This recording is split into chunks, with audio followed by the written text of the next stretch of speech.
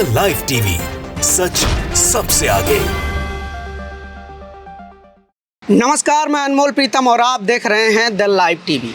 रूस और यूक्रेन के युद्ध के बाद जहां एक तरफ दुनिया भर के देश अपने रक्षा प्रणाली को मजबूत कर रहे हैं, अपने सेना को मजबूत करने के लिए हथियार खरीद रहे हैं, नई तकनीकी खरीद रहे हैं और वो सारी कोशिश कर रहे हैं कि उन पर किसी भी तरह का संभावित खतरा आने से पहले वो अपने आप को बचा सके।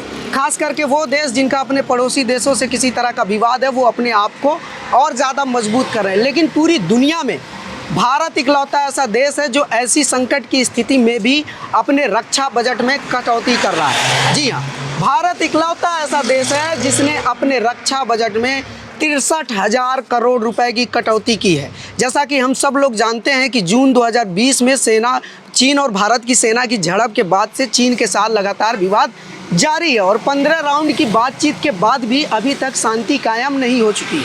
यानी कि खतरा है, चीन से खतरा है हमारे पास। रूस और यूक्रेन का विवाद अलग चल रहा है, हथियार महंगे हो सकते हैं, तमाम तरह के खतरे आ सकते हैं, कुछ भी हो सकता है। लेकिन ऐसी स्थिति में भारत सरकार अपनी सेना को तैयार करने के बजाय सेना को कमज़ोर करने की तैयारी कर रही है। सेना को जो बजट प्रायोजित किया गया था, जितना प्रोविज़न किया गया था, उससे 63,000 करोड़ रुपए कम दिए गए हैं। 2.15 लाख करोड़ रुपए का बजट रखा गया था कि इस साल इतना सेना को दिया जाएगा, लेकिन अब मोदी सरकार जितना कहा गया था उतना नहीं दे रही, बल्कि उसमें से 63,000 करोड़ रुपए काट कर केवल 1.52 लाख करोड़ ही दे रही है। अब इसमें से जो धन कटा है इसको कहा जाता है कैपिटल हेड। 63,000 करोड़ रुपए सेना का कैपिटल हेड काटा जा चुका है। अब कैपिटल हेड क्या चीज़ होता है, पहले इसको समझ लेते हैं। दरअसल किसी भी रक्षा मंत्रालय का या डिफेंस का कैपिटल हेड होता है वो कैपिटल हेड जिसके ज़रिए सेना हथियार खरीदती है, गोले बारूद खरीदती है, नई तकनीकी खरीदती है, ताकि वो अपने आप को और स्ट्रॉन्ग बना सके। लेकिन अब यहाँ पर कैपिटल हेड ही काट दिया गया है, तो ऐसे में सेना मजबूत कैसे होगी, ये बड़ा सवाल है। और मैं आपको थोड़ा सा डिटेल बनाऊं कि किस सेना का कितना बजट काटा गया है, कितनी कटौती की गई है, तो उसको क्रमवार तरीके से कितना बजट रखा गया था और कितना आवंटित हुआ, इसको देख लेते हैं। थल सेना के लिए 46,844 रुपये का रखा गया था प्रावधान, लेकिन उसको सिर्फ 32,115 करोड़ रुपए दिए गए। यानी कि थल सेना के भी 14,729 करोड़ रुपए काट लिए गए। वायुसेना जिसका 85,323 करोड़ रुपए इसके लिए अनुमानित था कि इतना दिया जाएगा, लेकिन इसको सिर्फ 56,852 करोड़ रुपए दिए गए और 28,471 करोड़ रुपए वायुसेना के भी काटे गए।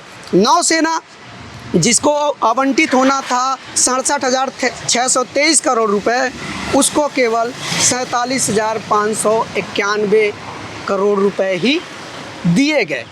ऐसे में सवाल ये उठता है कि आखिर ऐसा सरकार क्यों कर रही। वही दूसरी खबर है कि सरकार एक नए नियम के तहत अब सेना और रेलवे की जो ज़मीन है, तथाकथित अतिरिक्त ज़मीन है, उसको बेचने की तैयारी कर रही है। ये भी बताता चलूँ कि दुनिया भर के देश अपने बेस बनाने के लिए सिर्फ अपने ही देश में नहीं, बाकी के देशों में भी ज़मीन तलाश रहे हैं, अपना विस्तार कर रहे हैं। लेकिन भारत एक ऐसा मात्र देश है जो अपनी सेना की ज़मीन भी बेचने की तैयारी कर रहा है। सबसे ज़्यादा बजट में कटौती वायुसेना की हुई है और इस पर बड़ी बात यह है, बड़ा खबर यह है कि संसद की स्टैंडिंग कमेटी ऑन डिफेंस ने लोकसभा में ये बात बताई है कि सरकार ने जैसे वक्त में जब चीन का संकट मंडरा रहा है, बजट कम करके बहुत ही खतरनाक कदम उठाया है। इससे देश को खतरा हो सकता है।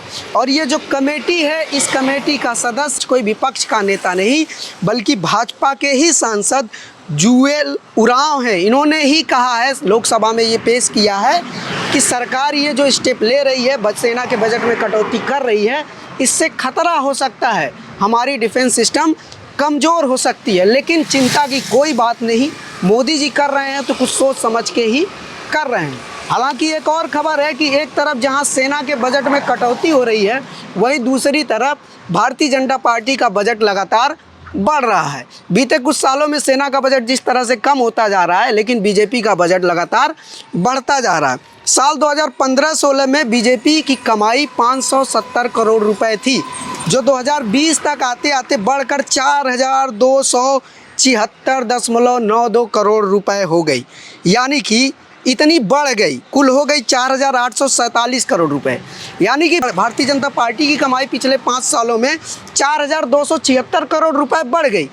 लेकिन सेना, जिससे देश मजबूत होता है, जिससे इस देश की सुरक्षा टिकी हुई है, उसका बजट 63,000 करोड़ रुपए कम कर दिया गया है। लेकिन फिर भी एक कॉमन परसेप्शन गोदी मीडिया और भारतीय जनता पार्टी की तरफ से ये तो बना ही दिया गया है कि जब से मोदी जी सत्ता में आए हैं तब से सेना मजबूत हुई है। लेकिन आंकड़े कुछ और कहते हैं। और चूंकि अब इस पे बीजेपी के ही सांसद जो कमेटी के अध्यक्ष हैं वो खुद कह रहे हैं कि इससे खतरा हो सकता है, लेकिन शायद सरकार को ये बात इसलिए नहीं समझ में आ रही है या इस बात को इसलिए हल्के में ले रही है क्योंकि सरकार को लगता होगा कि चीन के कुछ ऐप बैन कर देने से और ट्विटर पे बाइकॉट चाइना ट्रेंड करा देने से ही हम चाइना से जीत लेंगे, तो फिर डिफेंस को मजबूत करने की क्या ज़रूरत है। और दूसरी सबसे बड़ी बात, वोकल फॉर लोकल, ये कहा जा रहा है, कुछ लोग तर्क दे रहे हैं जो भाजपा समर्थित हैं, जो सरकार समर्थित हैं, जो गोदी मीडिया के एंकर हैं, कि रक्षा बजट में जो कटौती हो रही है ये इसलिए हो रही है कि हम अपने यहाँ पर डिफेंस सिस्टम मजबूत कर सके, यहाँ पर हम चीज़ें बनाएंगे। लेकिन उसकी भी हकीकत हम लोग देख लेते हैं।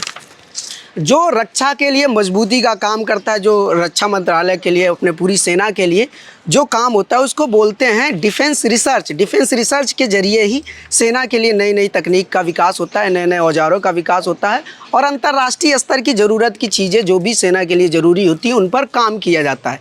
लेकिन कोई भी सिस्टम तभी काम करेगा जब उसके पास बजट होगा। भारत के जो रक्षा का बजट होता है उसका सिर्फ 1% डिफेंस रिसर्च पर खर्च किया जाता है, जबकि चीन अपने टोटल बजट का 20% खर्च करता है और अमेरिका 12% खर्च करता है। सोचिए, जिस चीन से हमारा मुकाबला है वो हमसे कितना आगे की सोच रहा है, अपने यहाँ हथियार भी विकसित कर रहा है, अपना बजट भी बढ़ा रहा है, अपना रिसर्च पर भी ज़्यादा खर्चा कर रहा है। दूसरी तरफ हम हैं जो हम अपने रिसर्च पर भी बहुत कम खर्चा कर रहे हैं और उल्टा सेना का बजट भी कम कर दे रहे हैं। और एक नया जो 9 मार्च 2022 को एक नया जो रूल पास हुआ है, एक नया जो नियम पास हुआ है कैबिनेट से, उसके तहत नेशनल लैंड मोनेटाइजेशन कॉरपोरेशन बनाया जा रहा है, जिसके तहत इस कॉरपोरेशन का काम होगा कि रेलवे और रक्षा मंत्रालय की तथाकथित अतिरिक्त ज़मीनों को नीलाम करना और उनसे पैसे इकट्ठे करके सरकार को देना। सोचिए, लैंड भी सेना की बेची जा रही है, सेना का बजट भी कम कर दिया जा रहा है, लेकिन फिर भी प्रधानमंत्री अपने भाषणों में कहेंगे कि हमने सेना को मजबूत किया है, आप हमें वोट दीजिए। तो हकीकत क्या है और ज़मीन पे क्या है, इस बात को समझना पड़ेगा। लेकिन दूसरी तरफ सवाल ये भी है कि आखिर ये बातें आम जनता को समझ में क्यों नहीं आ रही हैं। आम जनता को इसीलिए समझ में नहीं आ रही है क्योंकि आम जनता इस समय द कश्मीर फाइल्स पर लिप्त है। द कश्मीर फाइल को देखा जा रहा है, द कश्मीर फाइल के बारे में चर्चा हो रही है, लेकिन अहम मुद्दे जो हैं वो चर्चा से गायब हैं। अब आप सोचिए कि कहीं भी इतना बड़ा चुनाव हुआ, 5 राज्यों का चुनाव हुआ, विपक्ष भी था और बीजेपी भी थी, लेकिन कहीं भी आपने सुना कि पैसे की कमी की वजह से कोई रैली ना हो पाई हो या पैसे की कमी की वजह से एक हेलीकॉप्टर कम उतरा हो भारतीय जनता पार्टी का, या पैसे की कमी की वजह से एक भी गाड़ी कम हुई हो। ऐसा नहीं होता है, ऐसा पॉसिबल भी नहीं है। लेकिन पैसे की कमी से डिफेंस का बजट ज़रूर कम कर दिया जा रहा है। भाई साहब प्लीज़। सियाचिन में जवान लड़ रहे हैं, इस नाम पे बहुत वोट बटोरा गया, लेकिन सियाचिन में जवानों को जो ज़रूरतें हैं उन ज़रूरतों के लिए भी सरकार बजट कम कर रही है। खैर, चिंता की कोई बात नहीं है। देश की सेना का बजट भले कम हो रहा हो, मोदी जी और उनकी पार्टी का बजट लगातार बढ़ रहा है और इससे देश को खुशी की लहर भी हो सकती है। और इस बजट के बढ़ने के साथ साथ गोदी मीडिया को विज्ञापन भी ज़्यादा मिल रहे हैं, इसलिए गोदी मीडिया भी किसी तरह का सवाल नहीं उठेगा। लेकिन ये बात सीरियस है और इस सीरियस बात पर सरकार को एक्शन लेना चाहिए और इस पर काम करना चाहिए ताकि देश की सुरक्षा और आम नागरिकों की सुरक्षा और देश के शान से किसी तरह का समझौता ना हो सके। खैर, ऐसी और बहुत सारी अपडेट और खबरों के लिए आप जुड़े रहिए हमारे साथ और देखते रहिए द लाइव टीवी। शुक्रिया। द लाइव टीवी, सच सबसे आगे।